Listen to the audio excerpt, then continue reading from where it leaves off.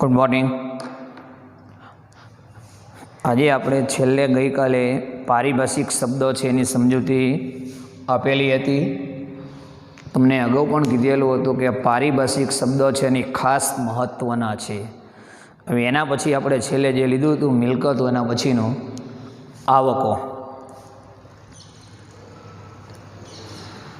જો આવકો તો ધંધા દ્વારા કરવામાં આવેલ વ્યવહારના પરિણામ સ્વરૂપે જ્યારે નાણાં મળે છે એને આવક કહેવામાં આવે છે. કોઈ પણ ધંધાકીય એકમ દ્વારા જે વ્યવહાર કરવામાં આવે એના પરિણામ સ્વરૂપે જે નાણાં મળે ને એને આવક કહેવામાં આવે છે. દાખલા તરીકે 5,000નો માલ વેચ્યો. કોઈ પણ વેપારી એકમ હોય એટલે કોઈ પણ ધંધાકીય એકમ દ્વારા જે વ્યવહાર કરવામાં આવે અને એ જે વ્યવહાર થાય ને એના પરિણામ સ્વરૂપ જે નાણાં મળે ને એને આવક કહેવામાં આવે છે. અને આવકના બે પ્રકાર છે, મૂડી આવક અને મહેસૂલી આવક. એનું જો ઉદાહરણ તમને કીધું કે 5,000નો માલ વેચ્યો, તો વેપારીએ ગ્રાહકને 5,000નો માલ વેચ્યો, એના બદલામાં એને નાણાં મળે છે. એ ધંધા માટે એટલે કે વેપારી માટે આવક કહેવાય. તો આવક છે ને મુખ્ય બે પ્રકારની છે, મૂડી આવક અને મહેસૂલી આવક. તો પહેલાં મૂડી આવક, તો જે આવક નિયમિત રીતે મળતી ન હોય એને મૂડી આવક કહેવામાં આવે છે. ધંધાકીય એકમમાં જે આવક છે ને નિયમિત સ્વરૂપ એટલે વારંવાર જે આવક થતી ન હોય, એટલે કે નિયમિતપણે જે આવક થતી ન હોય ને એને મૂડી આવક કહેવામાં આવે છે. અને ખાસ કરીને આવકો છે એ મિલકતના વેચાણમાંથી પ્રાપ્ત થતી હોય છે. દાખલા તરીકે મિલકતનું વેચાણ કર્યું.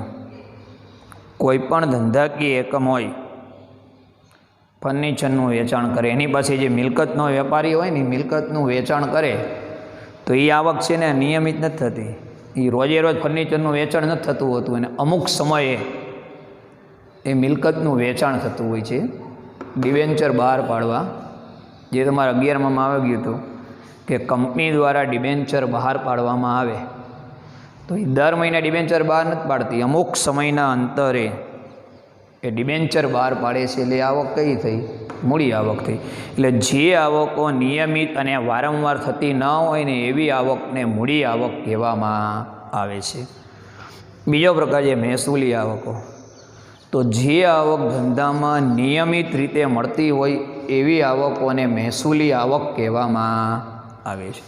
કે ધંધાકીય એકમ રોજબરોજના જે વ્યવહાર કરતું હોય એમાંથી એને રોજબરોજ જે આવક અને નિયમિતપણે મળતી હોય એને મહેસૂલી આવક કહેવામાં આવે. આટલું યાદ રાખવાનું.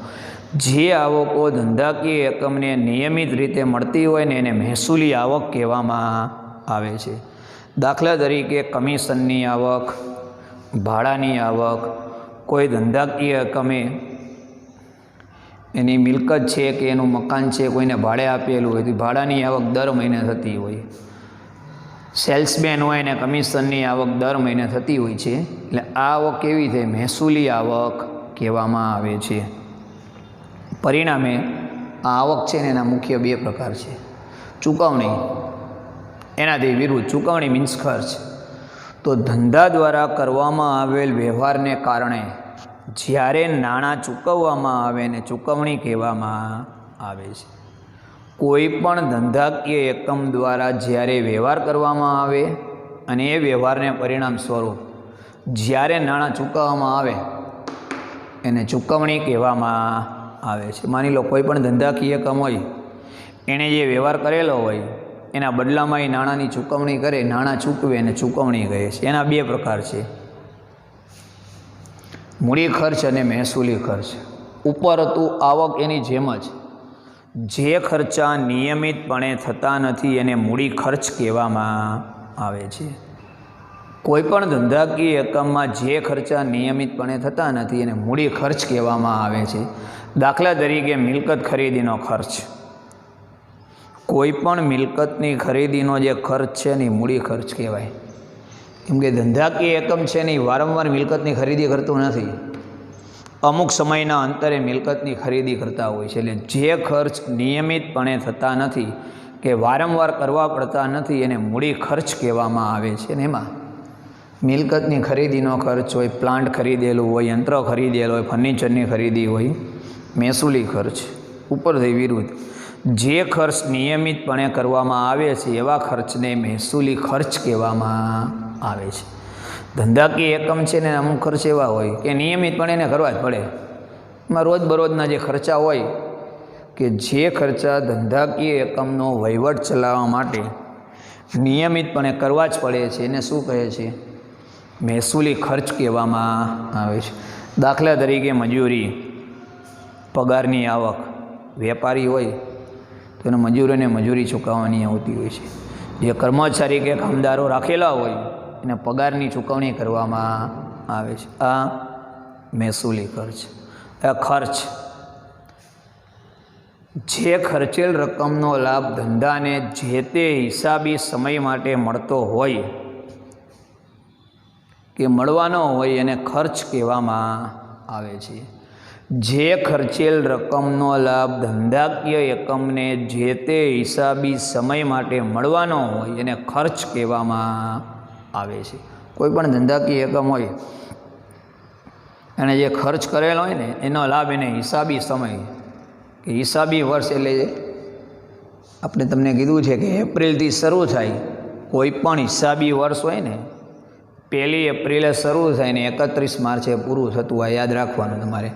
આપણા દેશમાં આવકવેરાના કાયદાના હેતુસર હિસાબી વર્ષ 1 એપ્રિલે શરૂ થાય છે ને 31મી માર્ચે પૂરું થાય છે.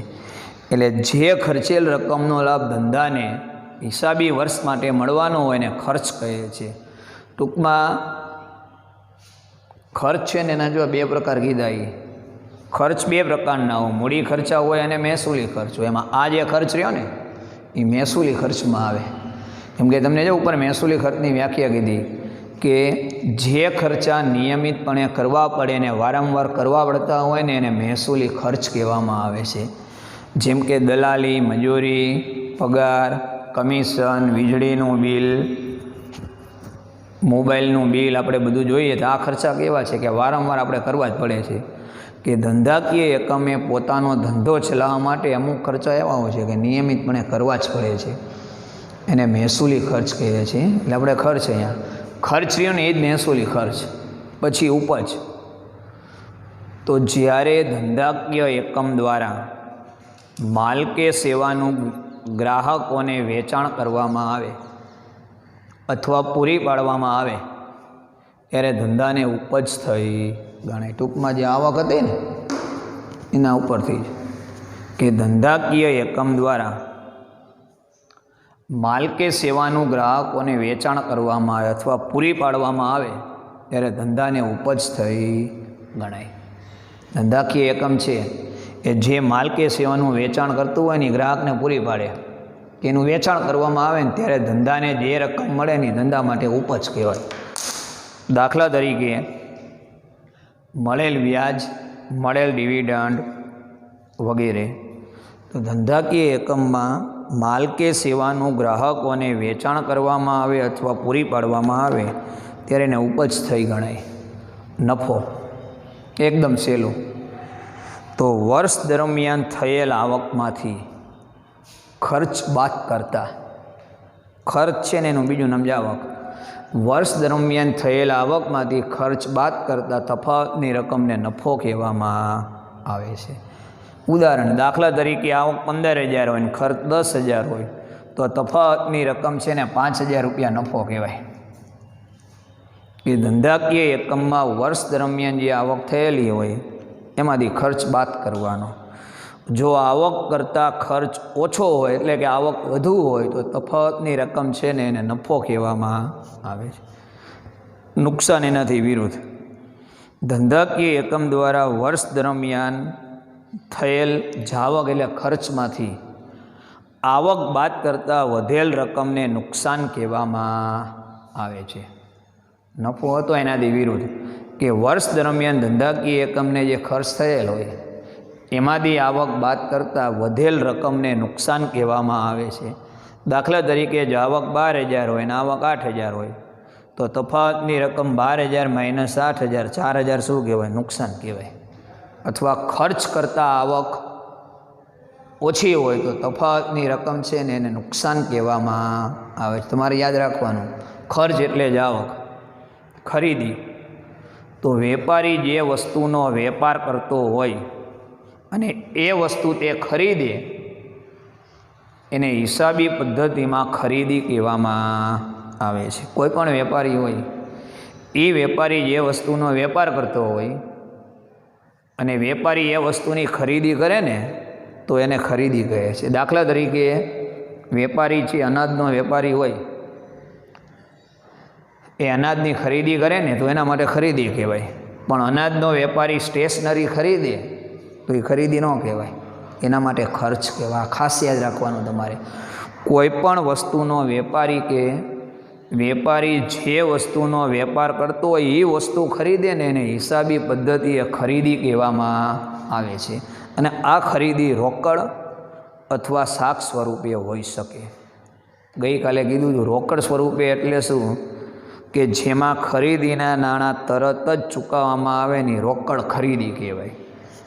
અને શાક પર ખરીદી એટલે શું કે જેમાં ખરીદીના નાણાં અમુક સમય પછી ચૂકવવામાં આવે ને એને ઉધાર ખરીદી કહેવામાં આવે છે.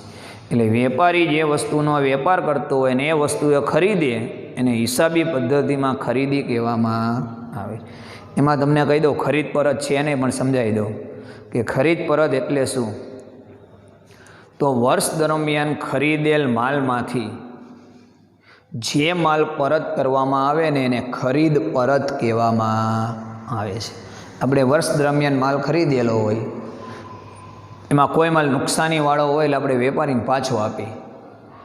એટલે વર્ષ દરમિયાન ખરીદેલ માલમાંથી જે માલ પરત કરવામાં આવે ને એને ખરીદ પરત કહેવામાં આવે છે. વેચાણ, વેપારી જે વસ્તુનો વેચાણ કરતો હોય કે વેપારીએ જે વસ્તુનો વેપાર કરતો હોય અને એ વસ્તુનું વેચાણ કરે ને એને હિસાબી પદ્ધતિએ વેચાણ કહેવામાં આવે છે. કે કોઈ પણ વેપારી હોય ને જે વસ્તુનો વેપાર કરતો હોય અને એ વસ્તુનું વેચાણ કરે ને એને હિસાબી દ્રષ્ટિએ વેચાણ કહેવામાં આવે છે. દાખલા તરીકે ફર્નિચરનો વેપારી હોય, એ ફર્નિચરનું વેચાણ કરે તો એને હિસાબી દ્રષ્ટિએ વેચાણ કહેવામાં આવે છે. અને વેચાણ છે એ પણ રોકડ કે શાક સ્વરૂપે હોય છે. એ રોકડ વેચાણ એટલે શું કે જે વેચાણના નાણાં તરત જ તાત્કાલિક મળી જાય એને રોકડ વેચાણ કહે છે. અને જે વેચાણના નાણાં છે ને અમુક સમય પછી નાણાં મળવાના હોય ને એને ઉધાર વેચાણ કહેવામાં આવે છે. અને એમાં કહી દઉં તમને એક ટોપિક, વેચાણ પરત. તો જ્યારે વેચવામાં આવેલ માલ પરત મળે ને એને વેચાણ પરત કહેવામાં આવે છે. કે વેપારીએ જે માલનું વેચાણ કરેલું હોય એમાં કોઈ માલ નુકસાનીવાળો હોય ને ગ્રાહક પાછો મોકલે એને વેચાણ પરત કહેવામાં આવે છે. સ્ટોક ગઈકાલે આવેલું હતું. હિસાબી વર્ષના અંતે વધેલ માલને સ્ટોક કહેવામાં આવે. આ વ્યાખ્યા તમારે યાદ રાખવાની. હિસાબી વર્ષના અંતે વધેલ માલને સ્ટોક કહેવામાં આવે છે. અથવા જો હિસાબી વર્ષના અંતે એટલે શું કે વર્ષ પૂરું થતું હોય અને વર્ષના અંતે જે માલ વધેલ હોય ને એને સ્ટોક કહેવામાં આવે. અથવા બીજું એમ કહી શકાય કે વેપારી દ્વારા જે વસ્તુ ખરીદવામાં આવેલ હોય અને ખરીદેલ માલમાંથી જે માલ વધે ને એને સ્ટોક કહે છે. અને એને આખા સ્ટોક તરીકે પણ ઓળખવામાં આવે છે. હિસાબી વર્ષના અંતે જે માલ વધેલ હોય ને એને સ્ટોક કહેવામાં આવે છે. અને આ વધેલ માલના સ્ટોકને આખા સ્ટોક તરીકે પણ ઓળખવામાં. ઉદાહરણ તમને કહું, દાખલા તરીકે વેપારીએ વર્ષ દરમિયાન રૂપિયા 1 લાખનો માલ ખરીદેલ હોય અને વર્ષના અંત સુધીમાં 90,000ના માલનું વેચાણ કરે તો 1 લાખમાંથી 90,000 બાદ કરો, બાકી કેટલા હોય? 10,000. એને સ્ટોક કહેવામાં આવે છે. એટલે કે હિસાબી વર્ષના અંતે વધેલ માલને સ્ટોક કહેવામાં આવે છે. એને આખા સ્ટોક તરીકે પણ ઓળખવામાં આવે છે. આમ ધંધાકીય એકમની અંદર વેપારી દ્વારા જે વસ્તુનો ખરીદી કરવામાં આવતી એમાં વધેલ માલ હોય એને સ્ટોક કહે છે.